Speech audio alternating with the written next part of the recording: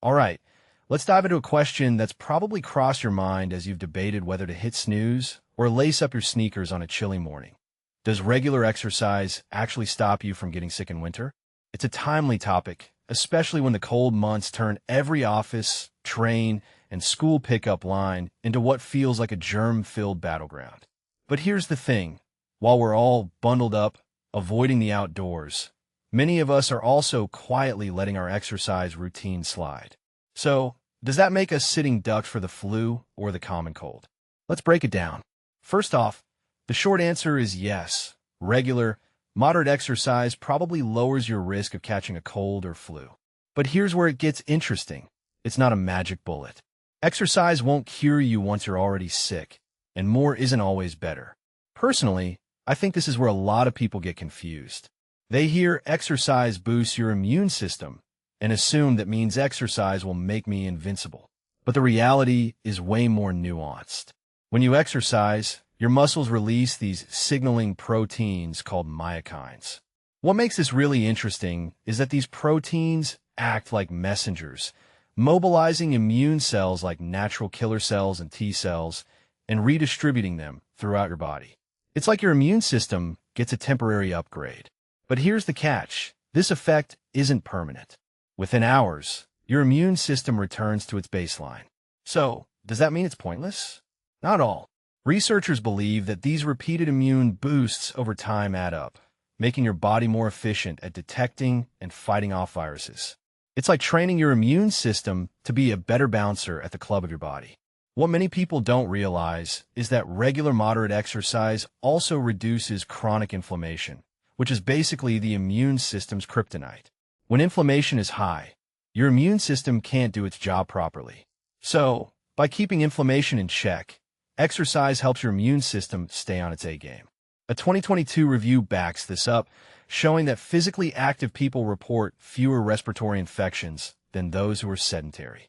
But again, it's not a guarantee.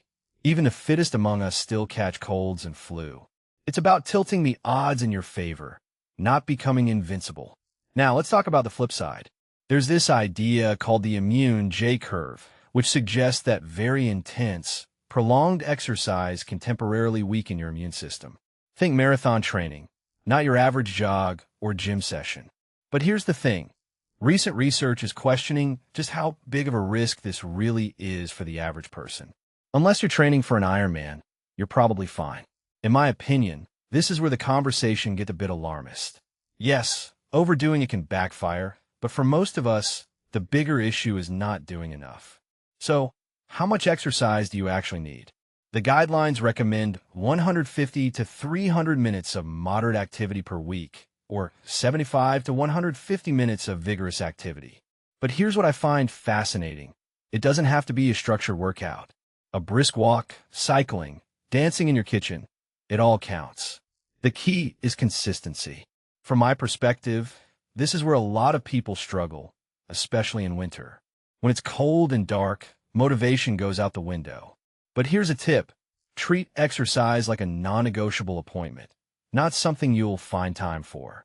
Move it indoors if the weather's bad, break it into smaller chunks, or exercise with a friend for accountability. And if you can, get outside when the sun's out. It's a game changer. Now, let's address the million-dollar question. Should you exercise when you're feeling under the weather? The neck check rule is a good guideline. If your symptoms are above the neck, runny nose, sneezing, light to moderate exercise is usually fine. But if you got a chest cough, upset stomach, or a fever, rest is the better call. Exercising with a fever can raise your core temperature, worsen dehydration, and strain your heart. Personally, I think this is where intuition comes into play. If you're just feeling flat or sleep-deprived, a gentle walk might actually help. But if you're genuinely unwell, pushing through a workout is probably not worth it. Here's the bigger picture. Exercise isn't a substitute for a flu shot, hand washing, or staying home when you're contagious. But it's one of the few winter habits we can actually control. If you take a step back and think about it, that's pretty empowering. It's a low-cost, high-reward way to tilt the odds in your favor. So, next time you're debating whether to skip that workout, remember, it's not about perfection, it's about consistency. And in the battle against winter germs, Every little bit helps. What do you think?